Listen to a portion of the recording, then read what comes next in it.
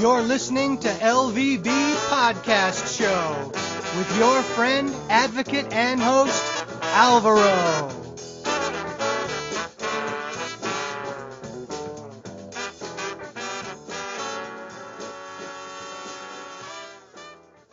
Hello and welcome to LVB Show. My name is Alvaro and I'm very happy to be with you tonight. Before I introduce our guest, I want to say thank you so much to everyone that has been so patient because LVB Show has been absent for some months due to so many things going on in my life that I have discussed in another podcast prior to this one. So I just want to say thank you so much for being a loyal listener to this show. It's been since 2011 since we started this project, and it's been about 8 years on and off, but mostly on. And I have been blessed to interview so many people in so many countries around the world. And so, thank you everyone in the US, in Canada, in Australia, in Africa. We have listeners in Europe, of course, in Colombia, in Mexico, in Argentina, in all Latin America, really, in Asia, and everywhere else where they are listening to the show right now. If you want to be on the show, you can email me at lowvisionbiro@gmail.com. Okay, so now introducing our guest. Her name is Jo-etta Lewis. She is from Oklahoma City in the United States. She is a very tough cookie, as we say in this planet. She is a friend of mine, I have to add. She is a great human being, and I'm not saying just that because she's a friend, but because she is. And why I wanted to have her on, and I had her on the show a few years back, is because she has so many things to tell us about life that will inspire you to go on with your life and improve your life as a person. She does have visual impairment, she has other health problems, but that never stops her from doing what she wants to do and from being happy. And that's the message I want to bring today to everyone. Now, I have to say that the most important thing in life is the human spirit. And that's the story we are going to discuss tonight, even more than health issues or technology or whatever. So that's what I wanted to say. And now I am thrilled to have you on, Jo-etta. Thank you so much for being with me again. Oh, thank you for having me. Well, Jo-etta, so what can you tell us about your visual impairment, how it happened, and your other health issues? I want our listeners to understand how has been for you your health situation. Okay. I have a very rare autoimmune disorder that is called Vokoyanagi-Harada syndrome. Otherwise, it's known as VKH. It is multisystemic. It affects the lining of my brain, my balance, my joints, hair, skin, and of course my eyes. I've had this since 1997. I went totally blind the very first year and regained some of it back, but there's been other challenges in the way that resulted in me losing my eye, the left one, this January. And along with that, I found out that now I have this very crazy secondary autoimmune disorder called transverse myelitis.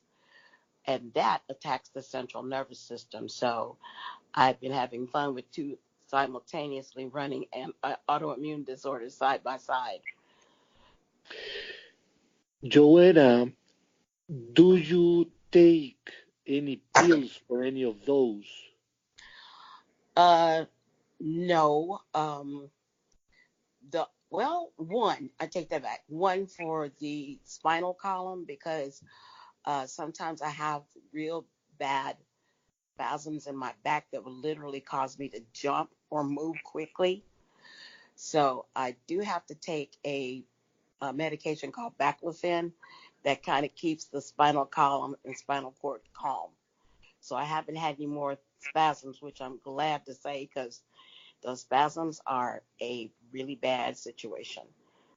They hurt severely. So yeah, I'm glad I'm using that one. But I'm glad it's I'm glad to hear that, Jo-etta. And so for our listeners to understand better that, how does these illnesses affect your body, like your hair, skin, eyes? How can you tell us? okay. As far as the Vokoyanagi-Harada syndrome, which is the primary one, my hair, it breaks it off. So I'm literally running around with short hair unless I braid it or wear a wig. Uh, my skin, I have the vitiligo spots, which are pure white spots that just are completely devoid of color. Uh, the lining of my brain, I have what they call white matter lesions. And if you look on an MRI, it looks like popcorn on the brain. That's what it looks like. And these lesions are a result of a B cell increase in the blood. Um, and now they're traveling down my spinal cord as well. And if there's too many more of them, I will wind up losing all the vision in my left eye I mean, my right eye that I have left. And it's not fun. It affects my balance. My right ear is 10% high registered damaged. So if I was like to listen for a siren or anything, it'd be a while before my right ear would catch it. But my left ear catches it just fine. Uh, but it takes my balance uh, a step really hard further out. I could be walking somewhere and all of a sudden I'll jerk to the right or the left for no apparent reason. And my joints, I am now with a really bad form of osteoarthritis from my shoulders and neck all the way down to my knees and through my hip. So sometimes I'm in a power chair because sometimes it really hurts me to stand up for too long, and I have to sit down and let that back and hips rest a little bit before I try it again. But I know if I try to go for long distance walking, I'm in pain within 5 minutes of my lower back. And Jo-etta, are you a wheelchair user? I have a power chair for when it gets the worst of me, but most of the time I try to stay on my feet as much as I can. So do you use a cane? Yeah, when I'm on my feet, I do. Yes. And Jo-etta, I suppose you have seen many, many, many doctors, and you have received many diagnoses and everything. Yeah. What you can tell us about what they say about your health situation? How can it improve at least a little bit, maybe? Okay, well, just recently I went to go see one of the ophthalmologists up here at UT Texas, and he seems to think there's a possibility that I may regain some, provided that my retina state is flat, which they did ultrasound yesterday, and the retina is flat. So I will be talking with Dr. Kirka, and he told me if the retina was flat, when they got the report back, they want to do a cornea transplant because the cornea in my right eye is completely white. So even though I can still see things kind of close up to me, like if a person's standing next to me, I can pick up some of their facial features, but I can still cook. I can still um, do things like that. But as far as reading a piece of paper, no.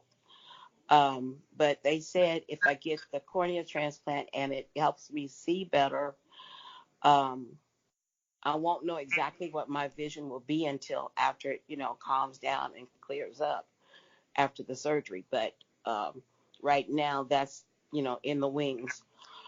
But as far as the the transverse myelitis, that is not necessarily reversible of any kind. So for that, I'm just got to live with it. But it's bordering real close to multiple sclerosis because it's literally like one step away from it. Well, but that's good to hear the good news about a possible surgery for your eyes to improve them. That's very good news. And the other thing is, I say to our listeners, with your spirit, any illness will go down. You want, you know what I mean? Oh, Because yes. for our listeners, let's be clear on something. And everybody listening to the show, either they have a visual impairment, or either they know someone who does, or they have a visual impairment plus something else. So they know what it's like to be strong and to be always fighting back and always being resilient. So that's what I say about Jo-etta. So she is a tough cookie, and that's always going to help her in any kind of health situation she may be. Um, so our listeners would like to know, what are some of the strategies that you use to make your health situation less complicated for you in an everyday life? Um,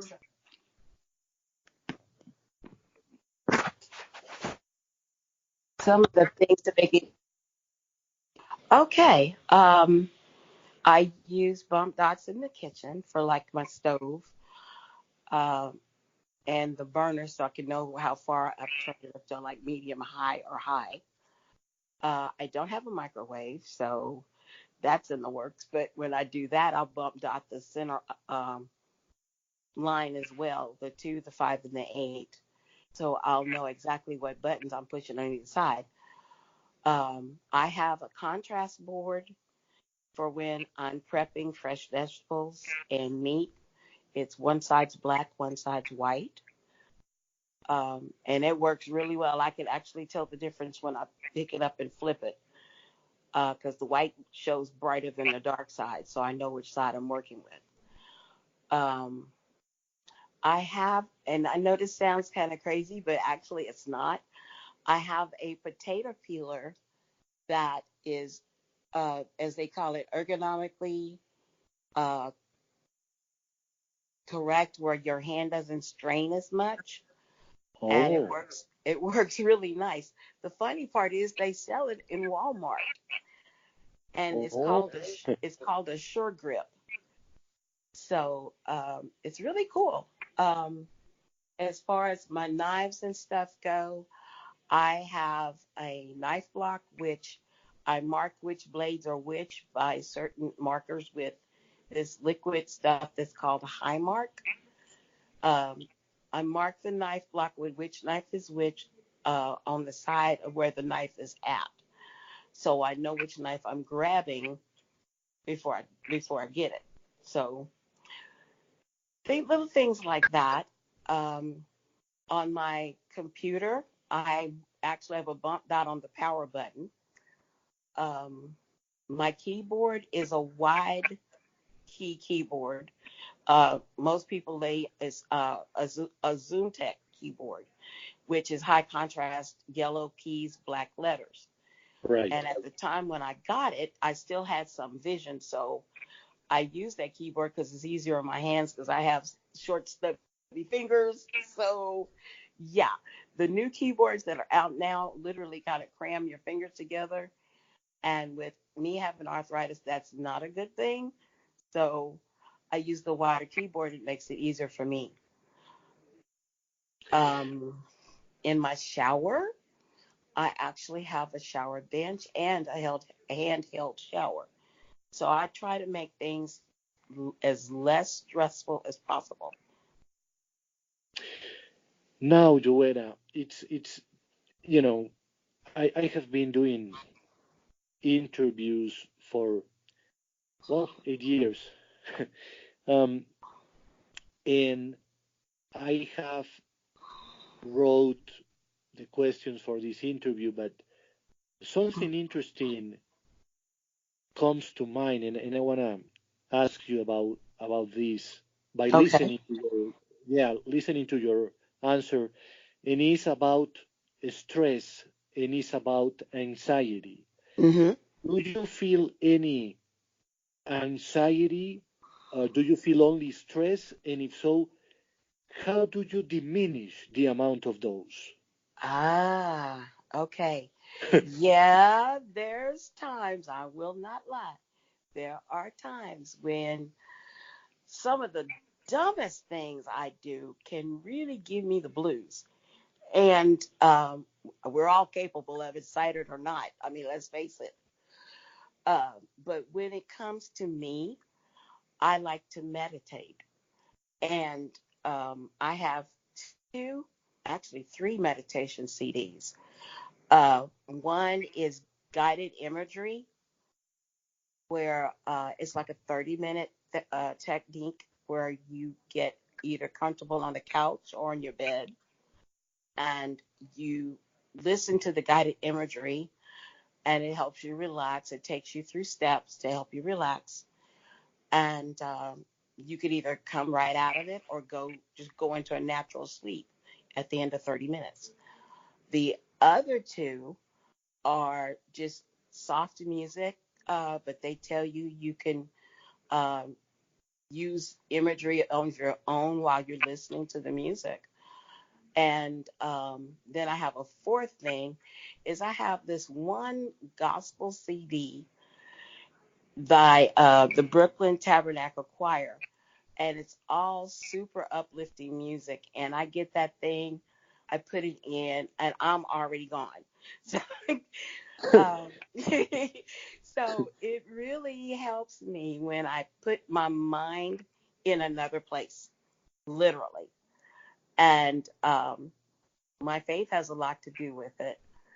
A lot of people, when I tell them about what my issues are, they look at me like I've lost my mind. And I'm like, what's the problem? And they say, anybody else would have been snowed under with what you've gone through. And I'm like, okay, but I'm not anybody else. I'm me. I I chose to rise above this because I refuse to let a disorder, or shall I say disorders, define who I am. That is not the case. I define who I am by what I decide to do with my life, not the other way around.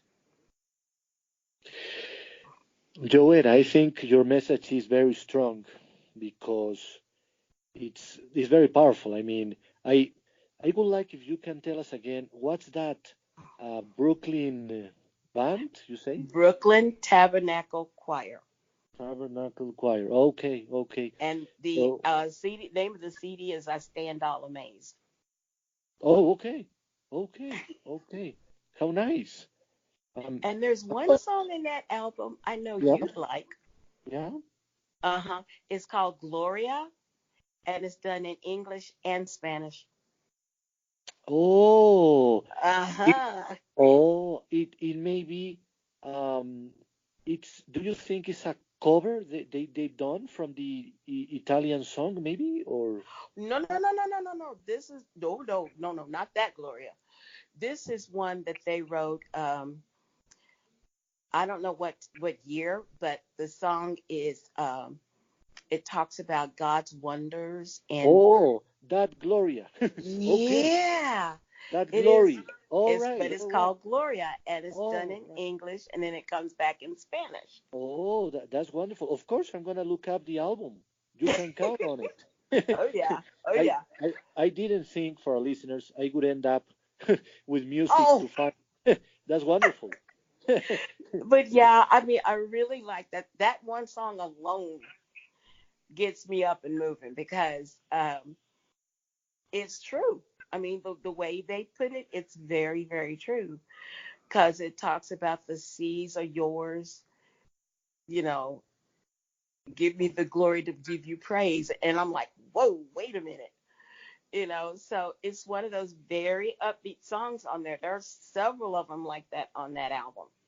Oh, and as everybody knows, I'm also a very Catholic person, and my faith is very important to me too. So that's gonna be very important for me to listen to that one for sure. Thank you so much, Jo-etta, for that recommendation. Oh, no problem. No problem. and and Jo-etta, so talking about what keeps you up, what keeps your spirit going, what keeps you strong despite anything that may be complicated for you health-wise or whatever else. Well, like having a positive attitude is a big key thing for me because of all the surgeries I've gone through, and they're starting to recognize this in the scientific world, which really cracks me up because I've been recognizing this since I was a kid. Um, they're just now realizing positive attitude is the key to going in and coming out of surgery on a positive side. And I've been doing this for a long time, and I've had some very major surgeries.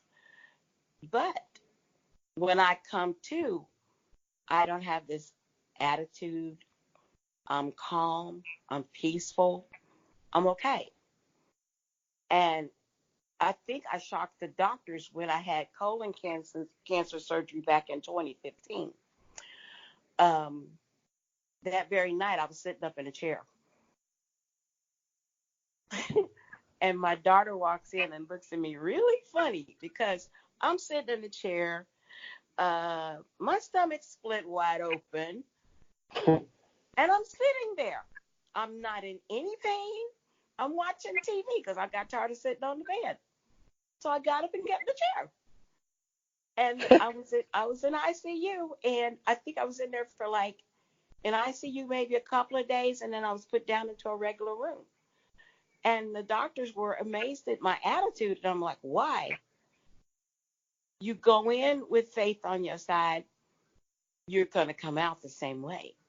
But you have to have that mindset and an attitude of gratitude for him bringing you through it all.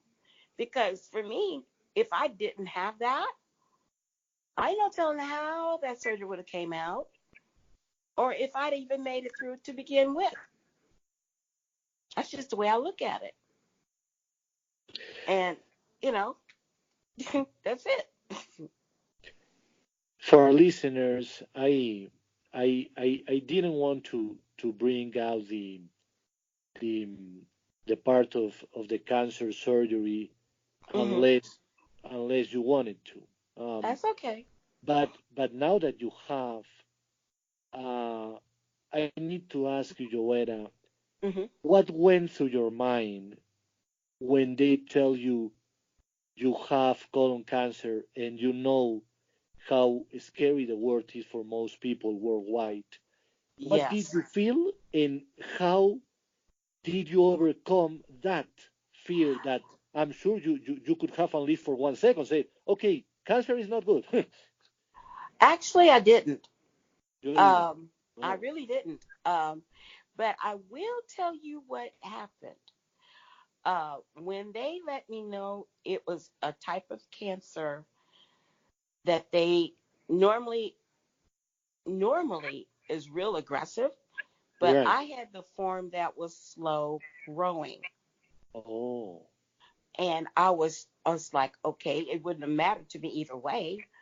But here's what happened in my mind. The minute they told me what it was, you know how God has a way of showing you something before it happens? yes. Okay, here we go. I saw a pair of hands opening my stomach up. I saw them take the cancer out. I saw them put me back together. And I saw me walking out of that hospital. Oh, wow. Now, wait, now here we go for real. This is what took place. Like I said, I was sitting up in the room in the hospital in ICU, right? Right. I was in a regular room 2 days later, right? Right. I was out of that hospital in 9 days flat to start to finish. They normally keep you for 14. Wow. I was up walking by day 5. Wow. Okay. So when I say what I saw the day they told me is exactly what happened. When I went back for my post-op surgery a week and a half later, now remember I told you they took the cancer out. I saw them take it out in my mind. Yes. Okay, well, here's the thing. Normally in any colon cancer surgery, they take out 2 feet of infected tissue, right? Right. Right. Yeah. You ready for this? Yeah. They only took out 8 inches. Oh, wow. And it wasn't even the whole, okay, normally the whole wall is infected. Yeah. No, it didn't even make it past where it was at. Oh, wow. So it was literally localized. Localized. Yeah. Yeah. And how I did that was because a friend sent me this clip from a biochemist who realized the power of whole foods. And him and his wife swore by this, is that they liquefied asparagus, like Yeah. the canned asparagus, Yeah. but they only used 2 certain types that didn't have any preservatives. One is Green Giant and the other one is Stokely's. Those are the only 2 on the market that don't use any preservatives. So what they would do is puree the asparagus, and Okay. they would eat 2 teaspoons full of it twice a day. So I started doing that. And the funny part is, the first day I did it, I could have swore up and down. It felt like it was going straight to that cancer and binding it in place. Oh, wow. So this is just after the surgery, right? No, right before the surgery. Right before. Uh-huh. Oh, right, Uh-huh. right. Oh, Uh-huh. how many days? When I did the asparagus treatment, I did it for 2 weeks before surgery. Okay, okay. Yeah. And you can use it even afterwards just to keep your body healthy. Right. So, because he just take it by the teaspoonfuls. His wife would mix it up in water and drink it. So either way it goes, it still worked. And I was real surprised about this. And I'm like, okay. So when I went to see the surgeon, he himself came into the room. He didn't send an associate. He came himself. He showed me, because I can still see a little bit. So he showed me the uh, pathologist report. And I was stunned because it only went, it only attacked the first layer of the colon. It didn't go up through the higher levels out through the body. It Oh, never wow. made it. It never made it past that. Wow. And I'm like, wow. That's all I could say was, wow. And then I turned around and said, thank you, God. Right. So, yeah, because I'm like, there's no other way. That couldn't have been nothing but a God move. There's no other way. Yeah. Okay. So now, last year, I did my, what is it, 1, 2, 3, 4, almost entering the 5th year uh, post-op scan, the MRI. Uh-huh. Okay. When Dr. Loeb got this back, she looked at me and she said, you're clear. And she said, I gotta have to worry about you coming back here for 10 years. I jumped up and down and didn't say nothing else but thank God. That Wow. was it. That was it. So I have been cleared now going on 5 years. How about that? Congratulations on that. And Thank you. and to be honest with you, Jo-etta, that's the power of you and God working together. Yeah, Because yes, because for our listeners, God is gonna help you, but you gotta help yourself. that's it. That's exactly it. That's why I say it's a team, you know. Wow, this is powerful. I think I need a whiskey or something, you know, because this is very powerful interview, my listeners. Okay, so uh,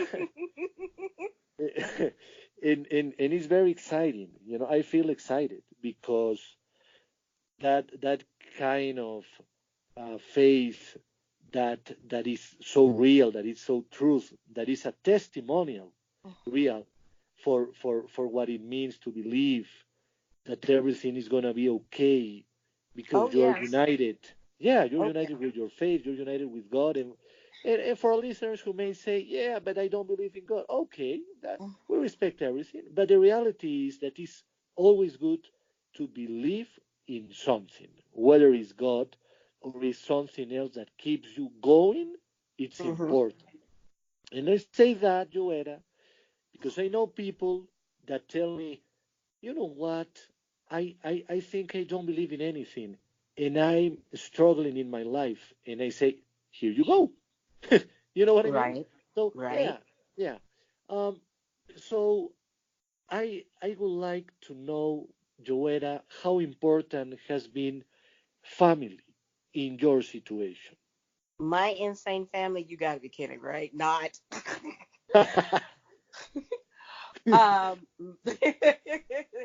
my kids, when the disorder happened to me in 1997, they were 12, 9, and 6. And they watched me go through the vision situation. And my kids at the time were around me like a bee is around the flower. They were there. And every time I needed something, every time I dropped something, one of them was real close by. Now, when they found that I could still cook and everything, they left me alone because I didn't want a whole bunch of monkeys in my kitchen. I'm sorry, that's just me. Get out of my kitchen while I'm cooking. But as I've gotten further into this, my oldest two have been right there. And even though now my oldest lives back in Oklahoma, because now I'm in San Antonio, where my son is, and I finally got my own apartment back in April. Yay! He's gonna Oh, kill me. great. He's gonna kill me for that. But hey, I needed my own space, and they needed their space to be a family. So that's why I got my own place. But my son, since these last few years, all of this happened after I got to San Antonio, the surgery and all that. Matter of fact, I had another surgery which is just as deadly. But he has been there. I mean, if I needed something in the kitchen, it was too high for me to reach, or I couldn't get to it, he'd make sure I got to it. Um, if I had to be somewhere and the Via Trans wasn't available, he would get me there. So my kids have been supportive. And with the youngest one, however, she's out doing her own thing. So I just pray for her and keep on stepping. I don't let nothing deter me for what I got to do. I've had to slow down a bit, and I've had to accept some of my limitations. But even with that, I still do what I do. I still cook. I still bake. I still write. I do recording, and then I type it into the computer and make hard copies that way. But I still do quite a bit of things, except for the bowling part, which I really miss that because that was my major form of exercise was bowling. Well, you never know, Jo-etta, when you're gonna go back That's to true. bowling. Yeah, That's true. absolutely. Absolutely. And Jo-etta, it's funny how interviews work. I have two more questions that are not in my list. I'm sorry, Oh but no, that's fine. Go ahead. okay, it's exciting. Okay, so the first one is, do you believe what we eat is important or not so much? And I'm asking you because here in Colombia, colon cancer is one of the biggest cancers in the country. Mm-hmm. And they say nutrition is a factor there. I want your opinion on that. If you eat healthy, yes, it is a big plus. Nutrition can be a big factor in what happens because there's a lot of things that cancer can really come from in different forms and different ways. But if you're paying attention to your diet, you add a lot of vegetables because a lot of people don't eat vegetables, Yep. and those are crucial because your fibrous type vegetables like your broccoli, your cauliflower, uh, Brussels sprouts. Some people can't stand them, and then they get later on in life they love them. Cabbage, things like that. I mean, and your leafy greens, your kale, your bok choy, your leeks. Um, it does make a difference because if you kind of try to stay away from a lot of the fried stuff and just kind of like every once in a while kind of splurge on that end, um, it's okay. But you have to balance it with your vegetables, your fruits, your grains, your dairy. And then some people can't even eat dairy. So it just depends on what you do. And if you can't eat dairy, then there's always soy milk, there's always rice milk, there's even almond milk. So um, you have to pay attention to what you do. And sometimes prepping is a problem. So it really depends on, what your doctor decides is good for you as far as your diet is concerned. And it don't always have to be the high caloric, empty calorie type situation.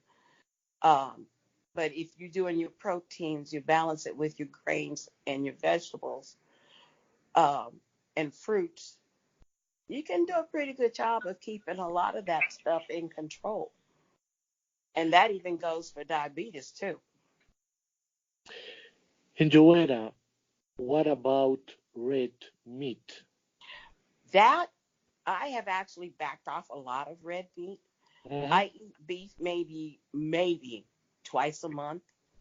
The rest of the time, I'm either eating chicken or tuna or some kind of fish. And every once in a while, I'll eat pork. But my beef, I usually just really and truly back it down to twice a month. Now, my hamburger meat, I try to get the leanest possible, and which it can be expensive. But when I do, I get a great big roll of it, and then I break it down into 1 pound sections, and that's how I pack it away in the freezer. So when I need something, I can pull out whatever I need. Now, I hear a lot about the microwave.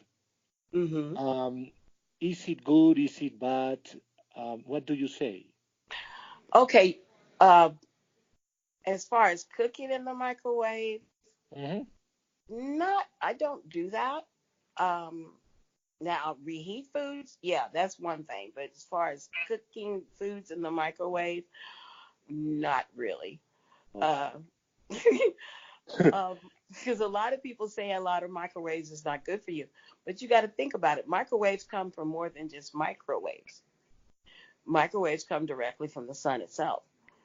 And if you get microwaves from your phone, you get microwaves from uh, all kinds of crazy places that you wouldn't expect.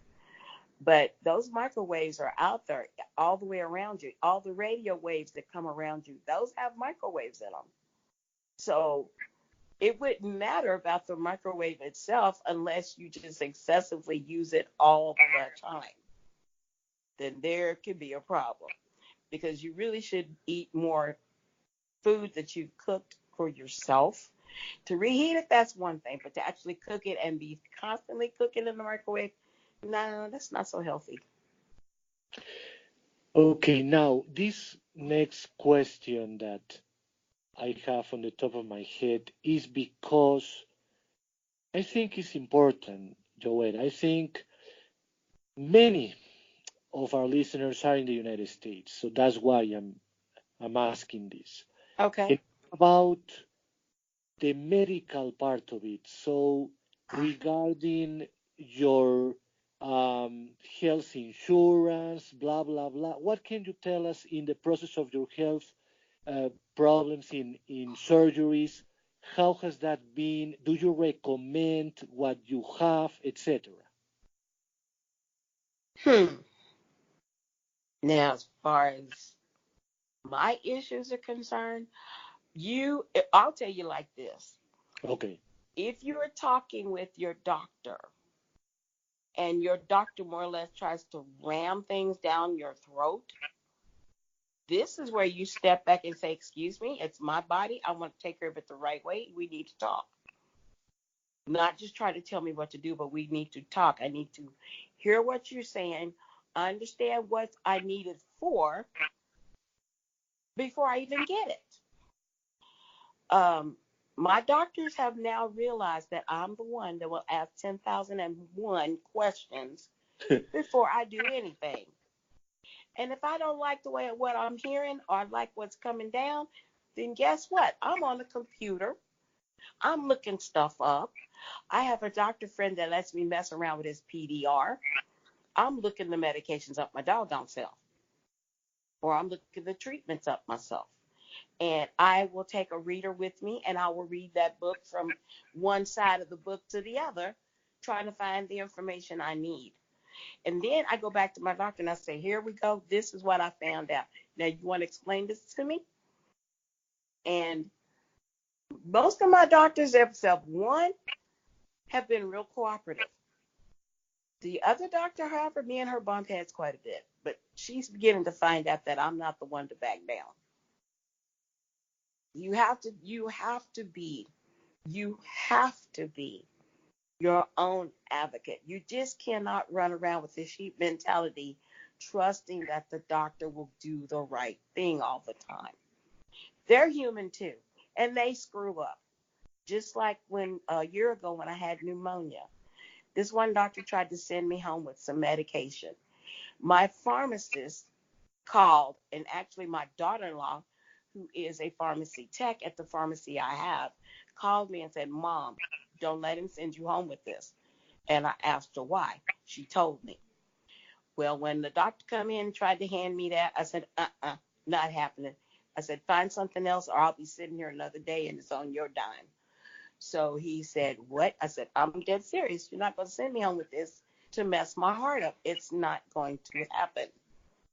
It took him another hour because he kept sending his associate in there saying, well, we want you to do this. Nope. We want you to do that. Nope. We want this. Nope. I said, find me something else. So finally, an hour later, he come in with the medication I knew would work. But I didn't let him tell me what I was going to do. You have to be your own advocate when it comes to your health care, whether you're in the hospital or as an outpatient. Either way, you have to talk up. You just can't let them say, oh, well, we want you to do this, this, and this without knowing what you're getting into. Because let's face it, there's medications out there. And if you're listening to the commercials, there are more side effects than the medicine actually cures. So why take it? Yeah. It's the truth. Yeah, I know. So you have to speak up. If you don't, then guess what? You're going to wind up in one situation you don't want to be in. For what? Because you didn't listen or you didn't speak up. Either way, you have to speak up for yourself. And that includes with your insurance company too. Borderline, you have to speak up. That's always it. Critical in life. But Jo-etta, if someone is listening to us and says, okay, I have maybe an illness like Jo-etta, how do I find out what is going to be covered by my medical insurance? How does it work in the United States? Tell us a little bit more about it. Okay, well, with my insurance company, I actually go and I talk to the case manager, Okay. and I tell her what I need to know, and she tells me what's covered. And I was like, okay, so if I go in here and say I need medical supplies for, like, when I had my colon cancer surgery, the sponges, the gauze, the Tegaderm, the vacuum containers for the reverse vac. Uh-huh. Um, I say, well, is this going to be covered in the home care section of my insurance? And she said, all of that will be covered, including a home nurse that comes in once a week. I said, oh, okay. So I knew what I was getting. And I asked her what was covered in the hospital care, aftercare, outpatient, and she told me the same things were covered. So anytime I had a question, I could usually catch her or one of her associates. They'd open up my case and they'd look through to see what's been done so far. And I asked if this can be handled on this end. Is it too soon to order medications? When is the closest date that I can reorder or refill? And they would tell me. So you just have to ask. You have to talk to them. Um, Ask for a case manager or whoever handles uh, the caseloads for your insurance company. And if they have um, a nurse practitioner in there, if you can't get to the case manager, ask for them. Okay, I think that is important information. I wanted to share that, and I'm gonna be doing that more on the next upcoming shows because I think it's important so Mhm. people understand. I mean, there are certain situations like when you are diagnosed with a health issue that you obviously don't know in many times, what to do next. Right. So it's important to share this kind of thoughts, Joanna. For our listeners, at the end of the interview, we'll be providing a way to contact Jo-etta if you want to go deep into that, if you have any questions for her specifically. And it's important to know that she's a very supportive person, although I'm sure by listening to this interview you have already noticed that. Um, so now I want to talk about technology. I love technology for our listeners, and I use my iPhone so many times to do so many millions of things. And I want to know, Jo-etta, what do you use in terms of mobile phone, in terms of computer and accessible technology, so on and so forth? Okay.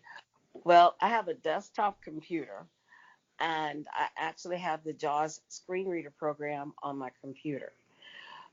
JAWS reads everything to me that I'm typing in or looking for.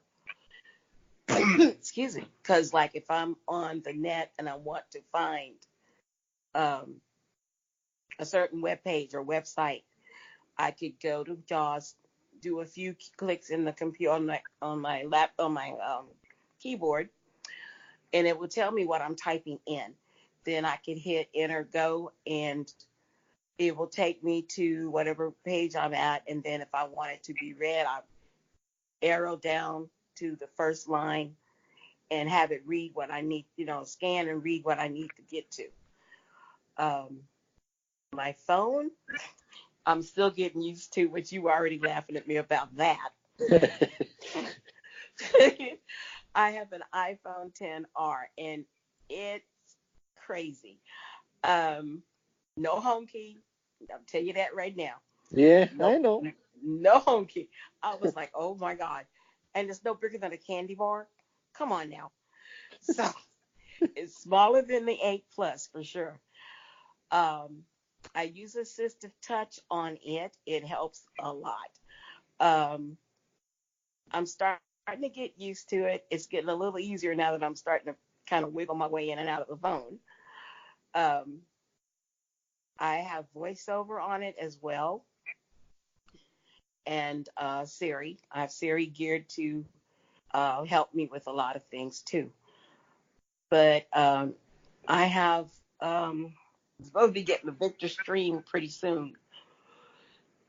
It's to help me with documents. Um, I have a NLS book reader for like my talking books. I also have Bard Mobile on the phone for when I'm on the go and I got books. Um, Dropbox because I do a lot of book sharing with other people, and they share some of the books with me that I'm not able to get on Bard if it's not available or they don't have it. There are some other things that are getting ready to come in pretty soon because I told them about the second thing that I'm working on, and I'm going to need some extra equipment. So they're getting ready, I think, to order me a Acrobat so I can scan stuff with the Victor Stream and it at the same time to get the information I need off of that to work on this second thing that I'm working on. So right now, that's pretty much it as far as the technology I use. And Uh, a portable recorder is also available. But hey, I do that every once in a while too. in Jo-etta, so this Acrobat thing, is this like a document scanner or something? The Acrobat, no, the Acrobat is more like, the old-fashioned overhead projectors. Uh-huh. Okay. The Acrobat is kind of like that, except the Acrobat has an XY table that moves up and down and back and forth. And the camera can be made to focus up close or Oh, further back, oh, or lock in place so you don't miss where you were. okay. They also have an Acrobat that reads to you, but that one's expensive too. So that's what's in the works. So that is interesting. I'm gonna look that up for listeners because it's interesting technology to know more about. Mhm. Mhm. Now let's talk about your writings. You have wrote a book, and I know you have another coming up. Tell us about your books or writing experience. How do you like that? I have been writing since, oh God, before high school, and I seriously started getting into it right before I lost my sight in '96, and the year before I lost my vision, and I had started writing poetry, and somebody suggested I send it to the International Library of Poetry up in Iowa. And I'm like, you got to be kidding, right? They said, no, try to see. So I, I submitted 2 poems. One of them wound up getting an Editor's Choice Award, which I wasn't expecting. Oh, Uh, it got actually put on a CD along with, I think, about 20 other writers. It was professionally done by a professional speaker or reader rather, and it went onto a CD. And several other of my poems have actually made 2 anthologies. So that oh, wow. surprised me. That really surprised me. And then I wound up getting a plaque for um, multiple Editor's Choice Award winner. And they actually wanted me to come to the World Symposium, but I couldn't afford all that, so I just didn't go. But that was the precursor to the first book.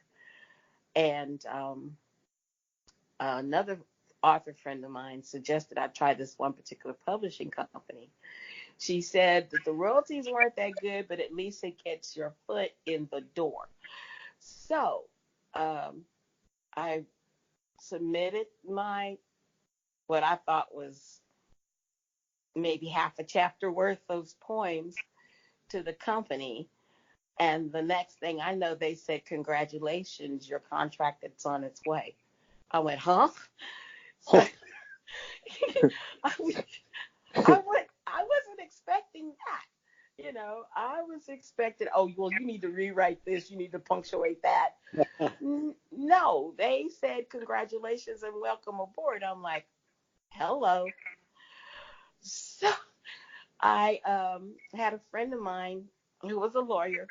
I sent the contract to him, and I said, "If you know anybody that is in publishing law, can you please have them look through this to make sure it's clean?"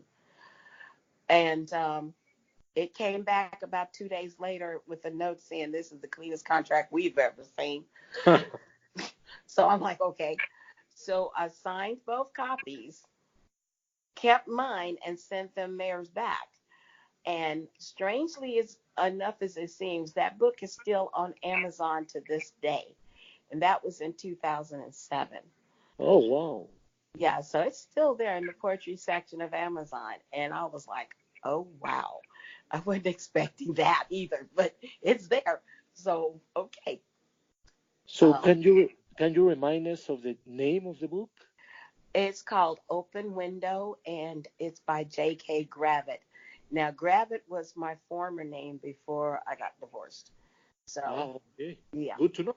Good to know for listeners to find it. Yeah. And there's Okay. still people to this day that's asking me about the book, and when I tell them what the name of it is, I'm seeing them writing it down. I'm like, okay. But yeah, so it's still out there. It's still going, and I was amazed. I was like, okay, cool. So, yeah, but that's the And name of that book. so you're preparing another one. I am. The book that this time it's about my life with this autoimmune disorder. And From I would like to know, Jo-etta, a little bit about the process of writing a book for you. Okay?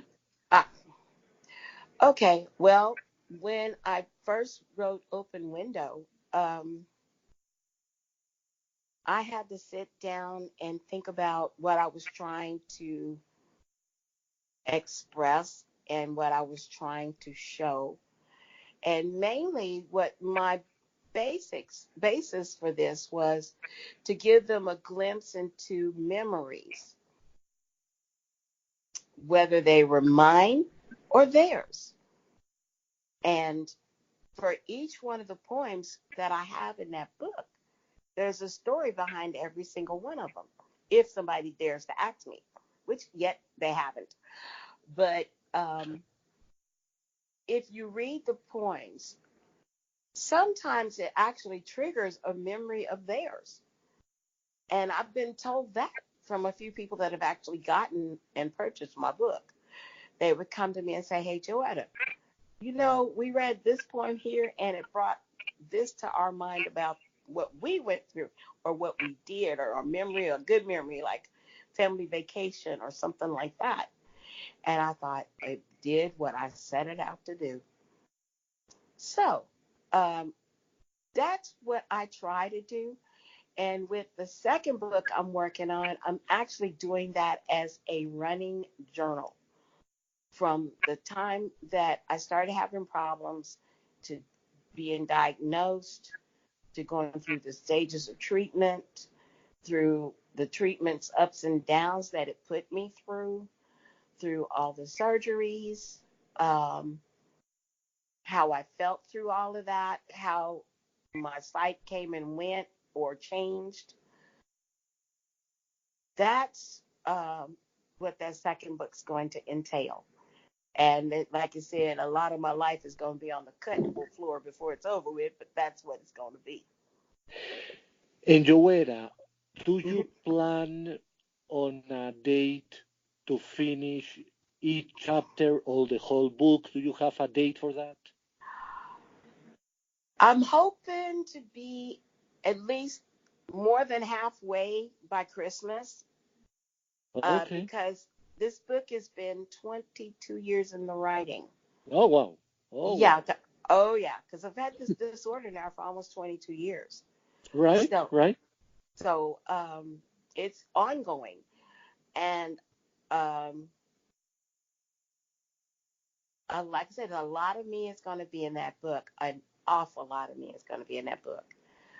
Um, from what my kids saw in me to what I went through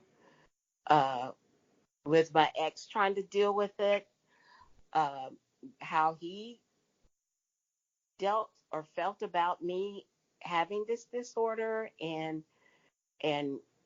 what he did to try to help me, and in the end what it did to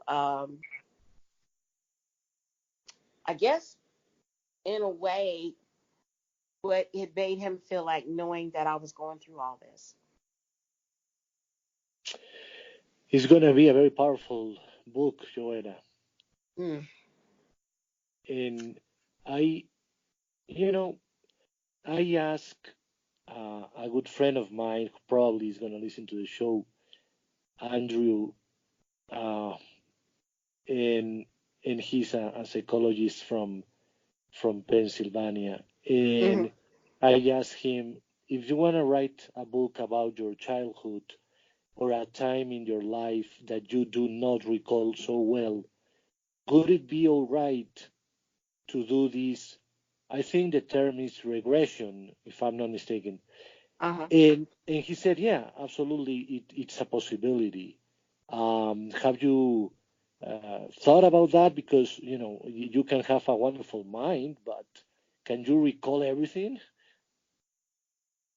As far as my child is concerned, I can remember back to when I was 4 years old. All right. I'm just seeing that sometimes we know a little bit, but Hmm. details or things like that, Hmm. they get a little bit numb. And so he said a regression would help you recall those moments and say, ah, okay, so I can write easier about it. Yes. I've actually gone through regression therapy, But you but the have? way I did it, yeah, I did it. Um, but the way I did it, excuse me, was through hypnosis, and because there were a lot of spots that I couldn't catch, that I Okay. would try, I would try to catch them, but I couldn't catch them. So this was a very trusted doctor. Thank God for small miracles. I knew him since I was 16 years old. Oh, well. And so I was able to trust him. And so we went through this. I did it twice.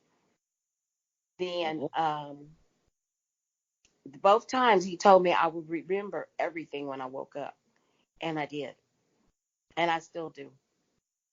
So Oh, I see. it actually can help you get past the fog, is what they call it, the fog. And you could actually start remembering things. And it does help. I mean, for me, it did. Um, but it also, if you are truly ready to find those answers, then it will open up to you. And what do you mean open up? It's going to be a little bit. Okay, Um, so okay, it's just like I said, the fog is there, right? uh-huh. And if you're ready to find those answers as you're under this treatment and you get ready to step on that, what they call that the, um, unknown shore, Uh-huh. okay, all of a sudden things will start opening up. It's just going to be like your mind is clearing to open this Oh, space of I see. lost memories. I see. I see. And it's amazing because um, those pockets that I forgot were bad times. Right. So that was something they told me, be ready. If you really want the answers, be ready. So this is the thing you have to understand. You're looking for these answers, and you best be ready to get them, good or bad. And Jo-etta, now that you talk about that part, Hmm. how do you deal with the bat? That's a tough one, but it can be done. Your faith has a big thing to do with it. Trust me. Right, right, right, right, right. And you have to, like I said, when you get these answers, you have to be ready to understand and be ready to process. But I know I go in thinking, you know, okay, God's standing with me, God's standing around me. So whatever comes at me, I'm going to be able to handle it. And that old saying, God don't give you nothing more than what he knows you can handle. Oh boy. Sometimes when those bad memories hit you, you kind of go, wait a minute, are you sure I can handle this? But he says he gave you that That's such a reason powerful to do it. comment, Joanna. um, I didn't think when I said something about regression, it would go back to me like that and make me think so much about what it means. And I think it's a fascinating concept. I do. Hmm. And everybody has something in their life, good and bad. You know what I mean? Yes. So, but it's super interesting. And would you consider doing that again for the new book, or you don't need it? I won't need it for this because this takes place from now, from the book that I'm working on, it takes place from when I'm 37. Ah, you're right. It's much easier then. You're Much right. easier. Yeah, because I'll already know. My son, now I'll say this, and this is something about the book that's going to be really hard for me to finish.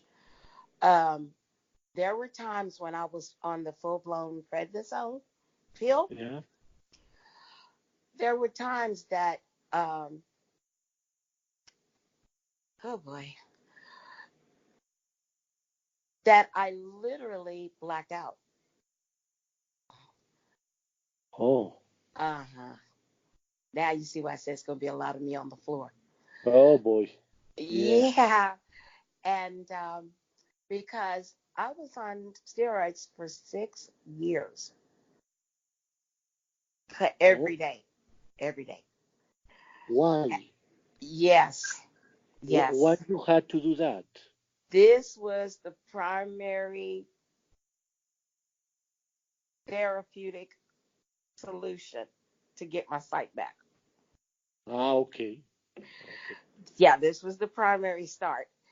And this was 2003, 2000, 2000, 2000, 2003. Okay. Oh, um,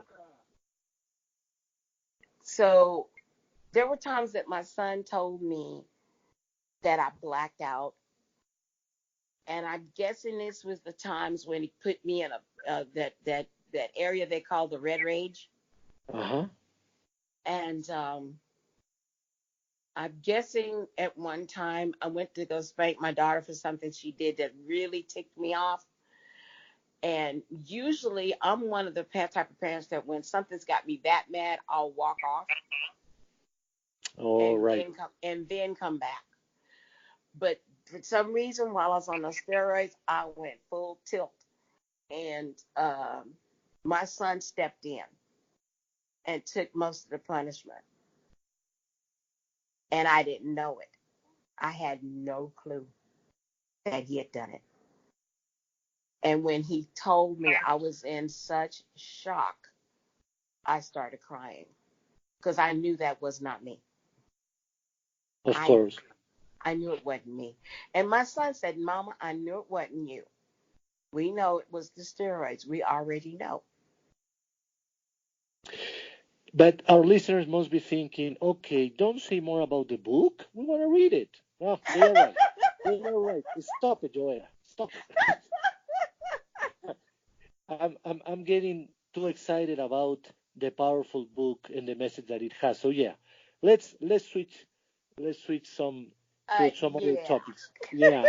The the the next topic is something that I'm sure our listeners in the US and everywhere else in the world want to know, and is we all know, and I have worked in the United States, and I know how it is, and I have so many friends in the US, so I know how good some of the services for people with disabilities and for people who have a visual impairment are in Mhm. the US. But nothing is perfect in life. So, what do you think is a little bit maybe missing or should be improved in the services provided for people with a visual impairment or any of your health situation? Well, as far as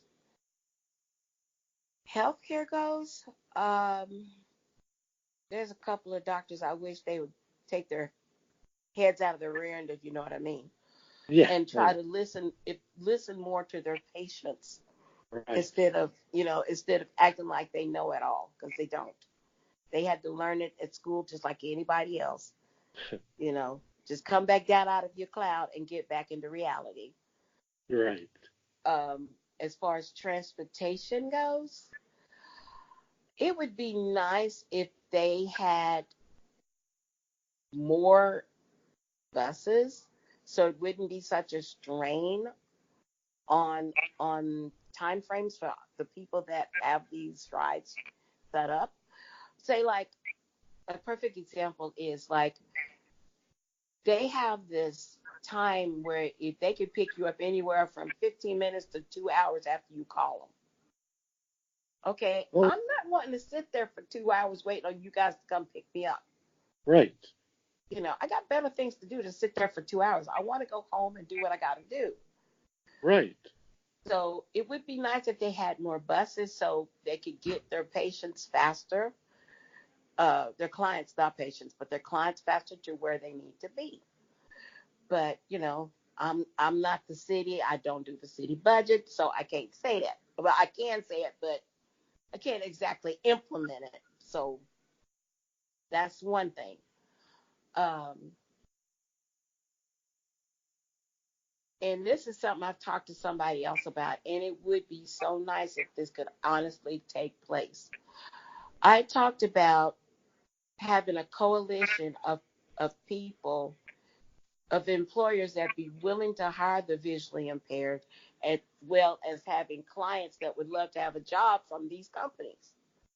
It would be nice to have a coalition that is made up of that, and a check and balance system where we know this is going to take place and work. Like I said, we got an employee over here that needs some clerical help, and there's this lady that's over here that can type anywhere from 90 to 100 words a minute, and she's blind, but she needs a reader over here, and she needs something else over here.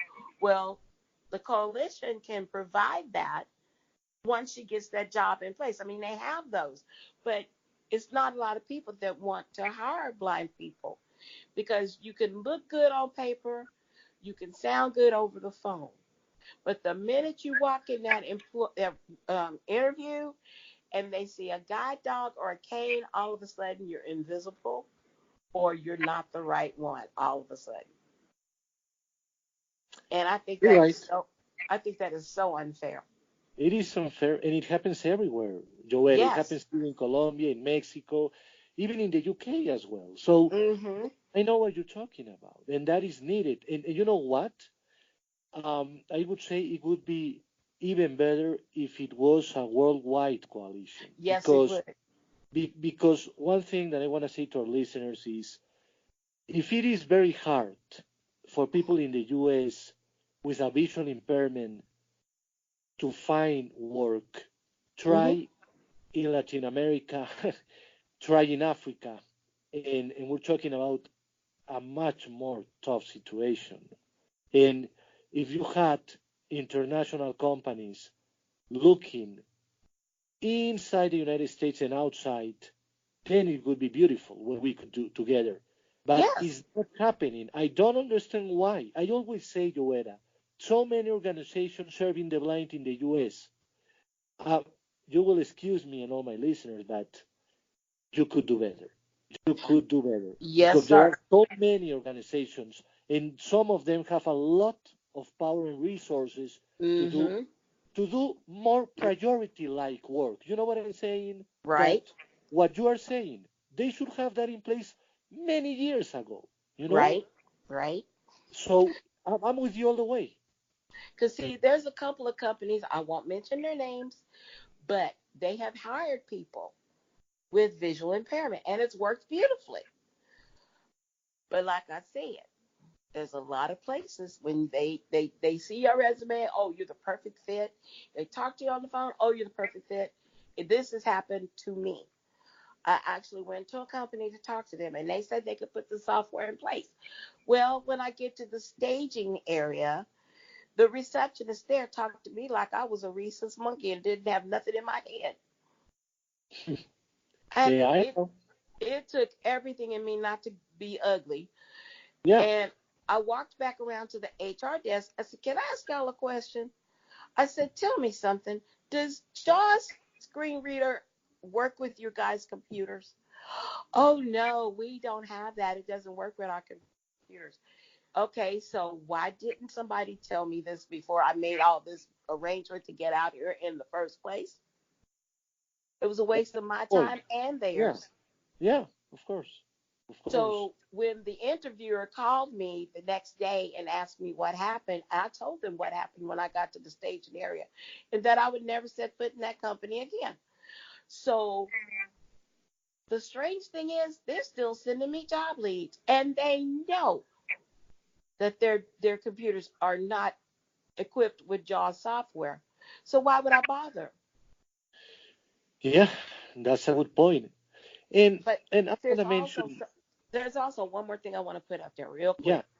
Sure. Now, to me, this is a backhand slap, and I'm gonna say why.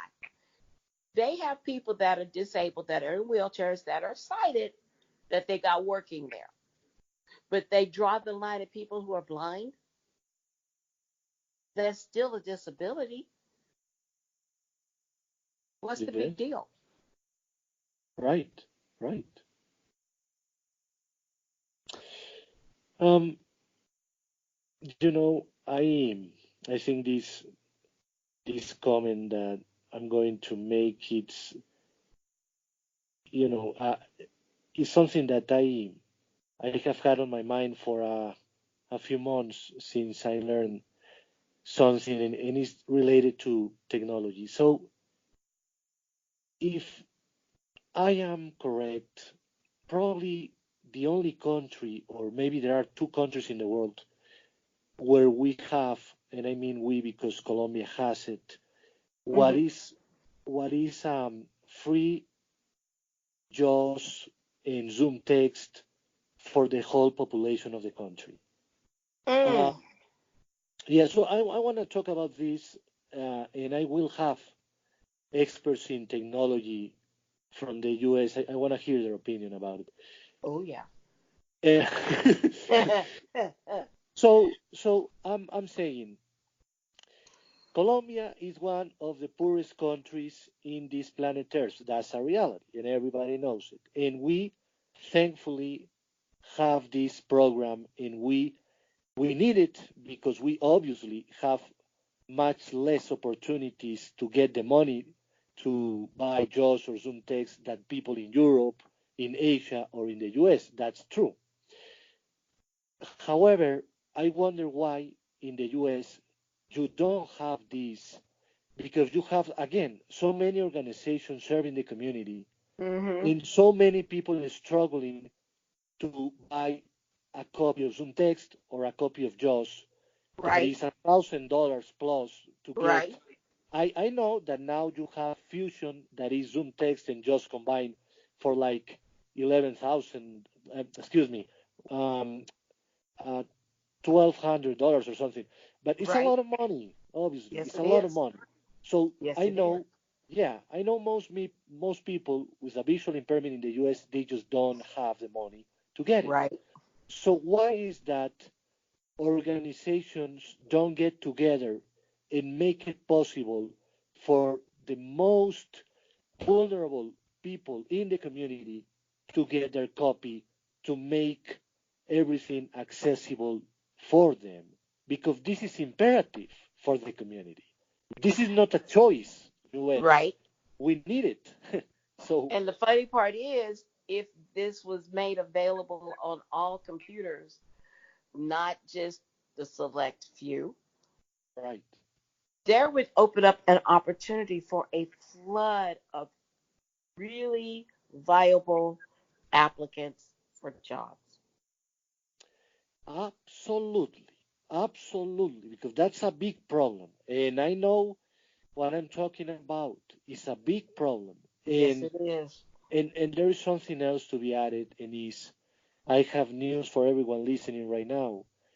Zoom Text and JAWS, where are they located? The company who produce it in the U.S. Hmm. Freedom Scientific, if I'm not mistaken. Well, something else has happened. That's why Fusion was made. Oh, Um, tell me. Jaws actually bought Freedom Scientific. Oh, just bought it. And They bought it. That's oh, why Fusion was created. I So it's see. all under AI squared now. Oh, AI square. Okay, okay, I understand. I was like so surprised when I heard about Fusion because I'm like, oh, hello. Oh, I see. Yeah, we're going to have on the show many people to discuss this because I do believe this could change and it could benefit so many people. Yeah, Of because the, we've got people. I'm sorry for cutting you off, but yeah, we got people out there that I know that are stuck in, let's call it the Department for the Blind Services jobs. yeah. Okay, I know two friends of mine. One of them, he has a degree in criminal justice. He Oh, wants to wow. be a forensic scientist, which means he'd go out to the crime scenes and kind of figure out what's going on. You don't have to have sight to know what's going on in a crime scene. Not really. I mean, because they can describe it to you and you can Right. sit there and picture it in your mind, and you could probably do an even better job than one that's sighted. Yeah. Okay, so this guy's got this degree. He just recently got this degree, but he's stuck in the warehouse boxing up light sticks and stuff like that. I have a friend of mine that has a degree as an administrative assistant, but she can't get a break. I mean, these are people, there's a lot of people like that in the Department of Blind Services that have gone down to that job, and those jobs only pay $7 an hour. Oh, wow. Yeah, and that's right here in the States. And $7 an hour ain't gonna get very much every day. Hello. Yeah. Yeah, I know. I know. That I It's know. not right. That's another reason that it irks me because I'm like, here it is. These people got these degrees and good, and she's good at her job. She knows what she does. But because she's blind, they're not willing to hire. But there's people I know that work in jobs that have been hired that are great. I know one of them, she's a receptionist, and she does a great job of what she does. But there's a lot of companies, like I said, they see that cane, they see that dog, and all of a sudden we're not the right ones, or we're totally invisible. So many things to improve is still even in the Yes, U.S. yes. I mean, to me, it kind of feels like we're back in the 1920s when blind people were actually put in sanitariums because they didn't know what to do with them. it's it's unbelievable, Jo-etta, and I my last comment about it because I have one last question.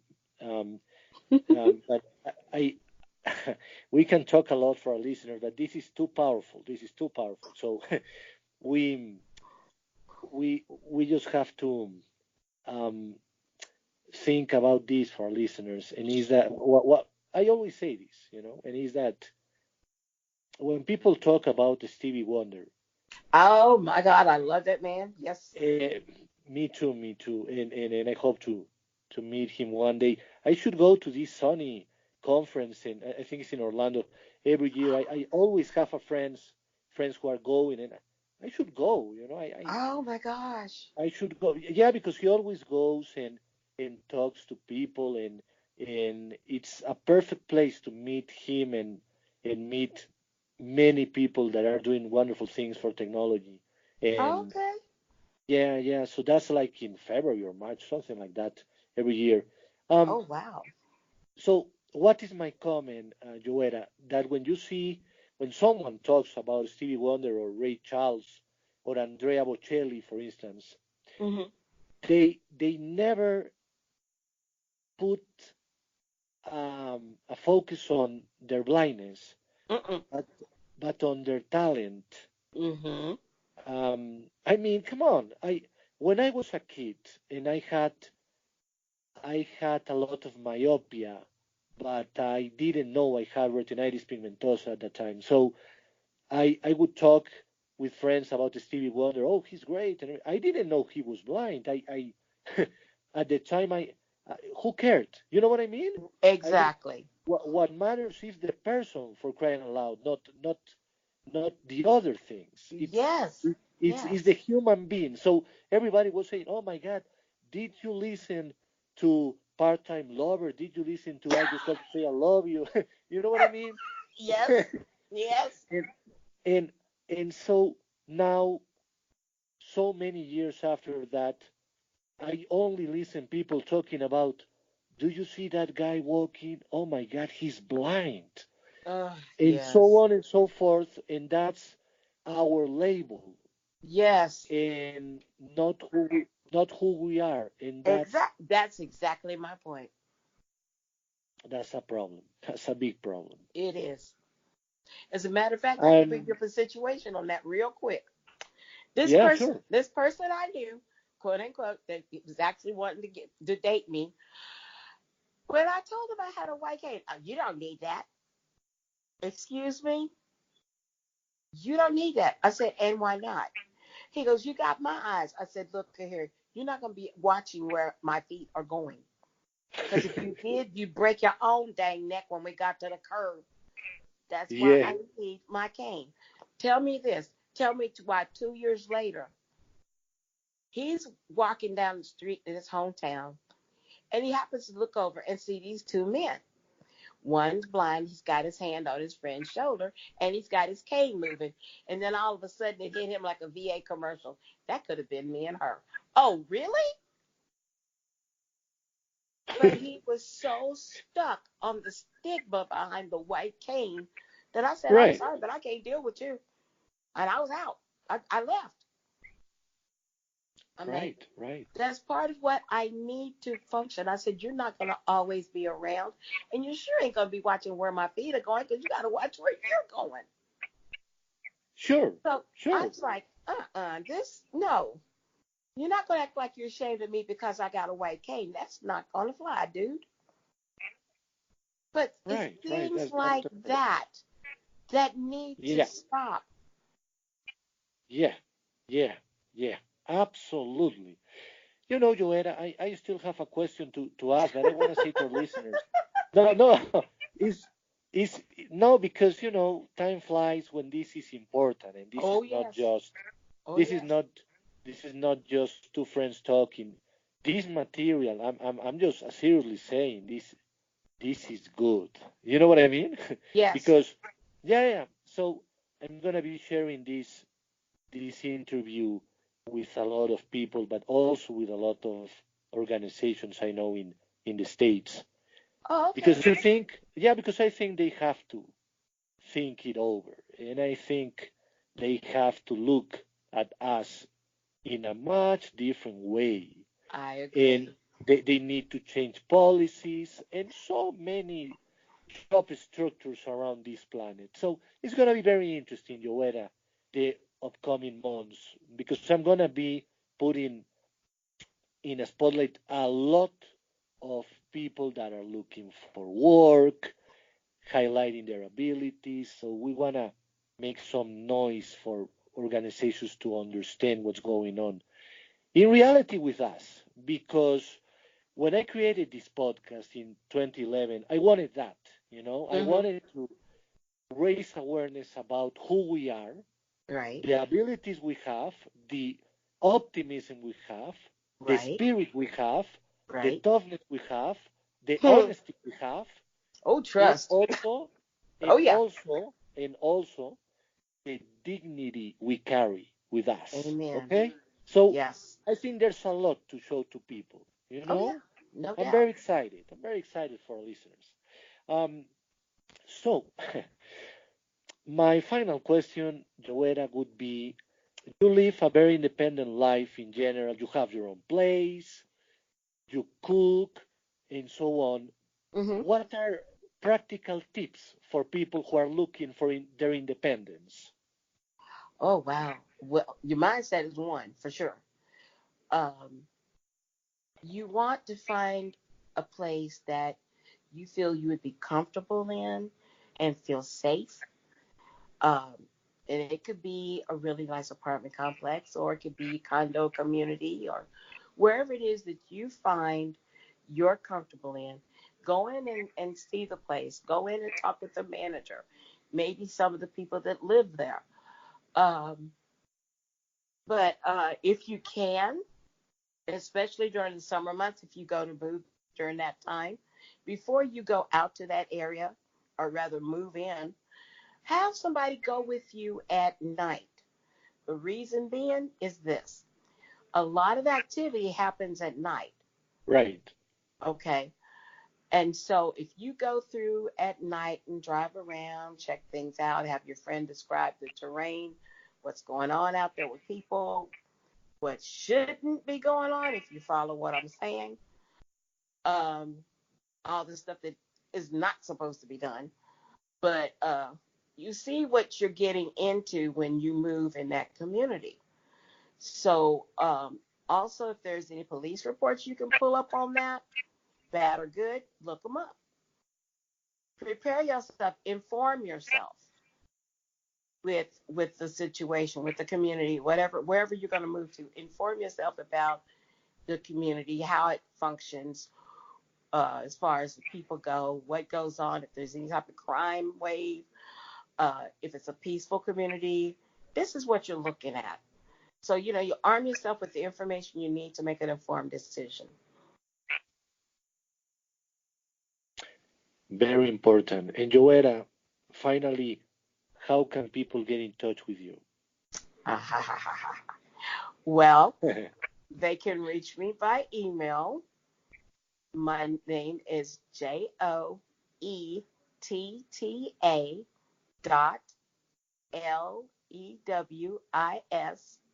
357 at gmail.com. All righty, for our listeners, if for any given reason you don't find this email on this podcast, whatever, you can contact me and I'll be happy to forward that to Jo-etta. All righty, so it's been a pleasure to have you on, Jo-etta. It's been more powerful even than I thought, and it's very inspiring, and it moves you to action, in my view, to do more than we are doing with our lives. So that's why I appreciate so much you opening your heart and your life to our show. It has been a privilege to have you on. It's been a pleasure being here. Thank you. My pleasure. And for our listeners, remember if you want to be on the show, you can email me at lowvisionbureau@gmail.com. You can follow me on Twitter. I love Twitter at lowvisionbureau. And remember always to smile. Always, no matter what. So this is Alvaro from LVB Show saying good night.